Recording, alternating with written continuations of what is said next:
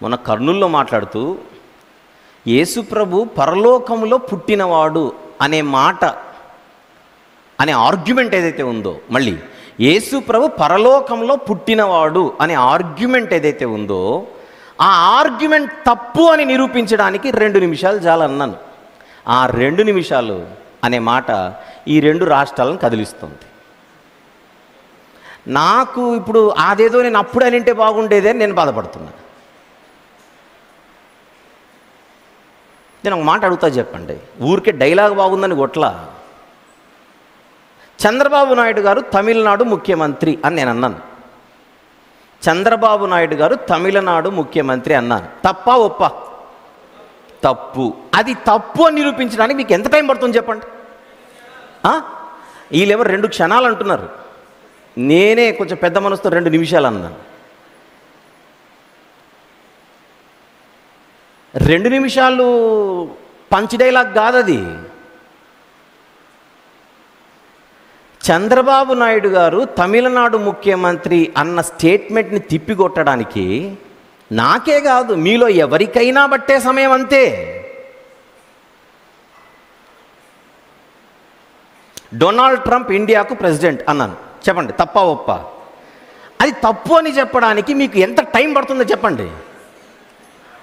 విషయం ఏంటంటే, ఇప్పుడు మీరు ఓడించేది వ్యక్తిని కాదు, ఆ స్టేట్మెంట్ని, ఆ ఆర్గ్యుమెంట్ని, ఆ అబద్ధాన్ని. మీకు ఇది అర్థమైతే చంద్రబాబు నాయుడు గారు తమిళనాడు ముఖ్యమంత్రి అని చెప్పడం ఎంత సిల్లీనో, దాన్ని అలా ఎలా మనము అలా చిటికెలో ఎలాగైతే దాన్ని తప్పని చెప్పగలమో, డొనాల్డ్ ట్రంప్ అనేటువంటి ఆయన భారతదేశానికి ప్రెసిడెంట్ అని చెప్తే అది ఎంత హాస్యాస్పదమో, ఎవరైనా సరే ఆ స్టేట్మెంట్ తప్పు అని చెప్పడం ఎంత ఈజీనో, అంతకంటే ఈజీ యేసు ప్రభు పరలోకంలో పుట్టాడనేటువంటి అబద్ధాన్ని తిప్పికొట్టడం. దానికి నేనే అవసరంలా, ఎవరైనా నేను ఆ రోజు అదే అన్న కర్నూల్లో, నేను నిలబడితేనే 2 నిమిషాలు అనుకోకండి, నేను ఎవరు నిలబెట్టినా 2 నిమిషాలని. నేనొక్కడిని 2 నిమిషాలు అన్నందుకే ఇంత మీరు ఇబ్బందిగా ఫీల్ అయితే ఇంక అందరు నోరెత్తితే ఇప్పుడు ఎత్తుతారు, ఈ రోజు నుంచి ఎత్తుతారు. ఎందుకంటే ఆ 2 నిమిషాల సీక్రెట్ ఇప్పుడు చెప్తాగా మీకు.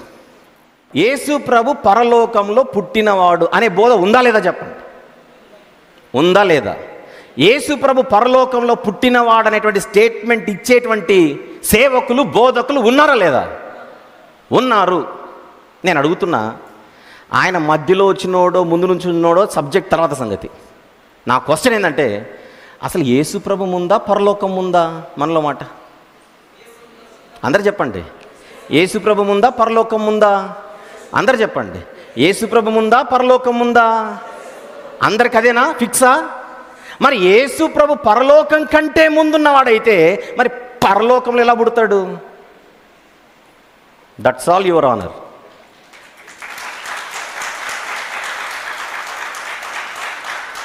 నాకు తెలిసి 2 నిమిషాలు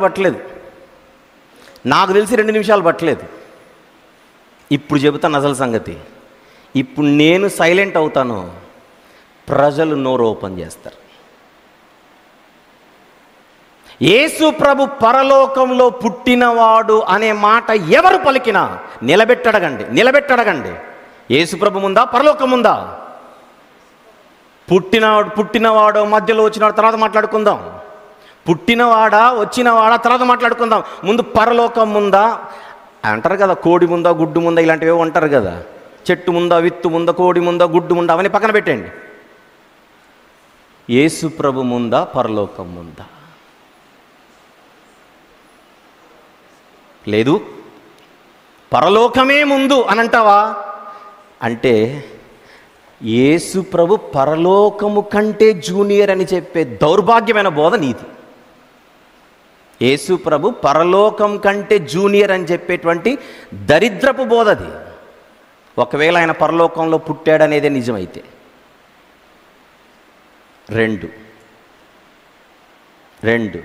అబ్బే అలా కాదు, తుచి యేసు ప్రభు పరలోకం కంటే ముందున్నోడు అని అంటావా? అలాగైతే ఇంతకాలం ఆయన పరలోకంలో పుట్టినవాడని చెప్పినందుకు మీ సంఘస్థులకు క్షమాపణలు చెప్పి తర్వాత డిస్కషన్కి రా. ఎందుకు? ఆ బోధలు వినే కదా వాళ్ళని నెత్తికెక్కించుకుంది. ఆ బోధలు వినే కదా నెత్తికెక్కించుకుంది అందరూ. నా వాదనలో న్యాయం ఉందా లేదా మీరందరూ చెప్పండి. ఉందన్నోళ్ళు చేయెత్తండి. ఇప్పుడు విషయం ఏంటంటే, నేనొక్కడిని కాదు ఇక అడిగేది. నేను 2 నిమిషాలు అన్నాను. మీరందరూ ఎంత టైం తీసుకుంటారో ఈ ప్రశ్న అడగడానికి చెప్పండి. ఎంత టైం కావాలి మీకు? సెకండ్లట, నిమిషాలకే కలవరం, క్షణాలు అంటున్నారు ఇక్కడ.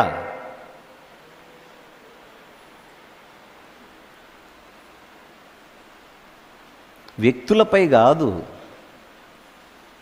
తప్పుడు బోధలపై.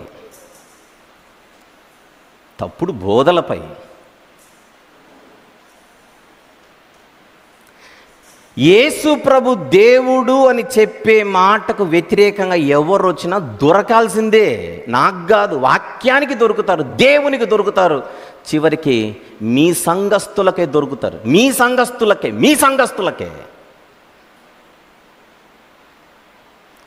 ఊరికే రాలేదు సంఘస్థులు సంఘానికి. ఈయనను బట్టి వచ్చారు, యేసుక్రీస్తు అనే పేరును బట్టి వచ్చారు. యేసుక్రీస్తు అనే పేరును బట్టే సంఘాలు ఉన్నాయి.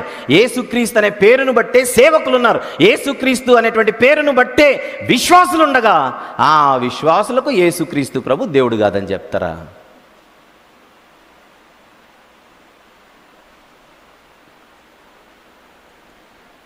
వార్నింగ్లు ఇస్తే సైలెంట్గా ఉండేది ఏమీ లేదు ఇక్కడ.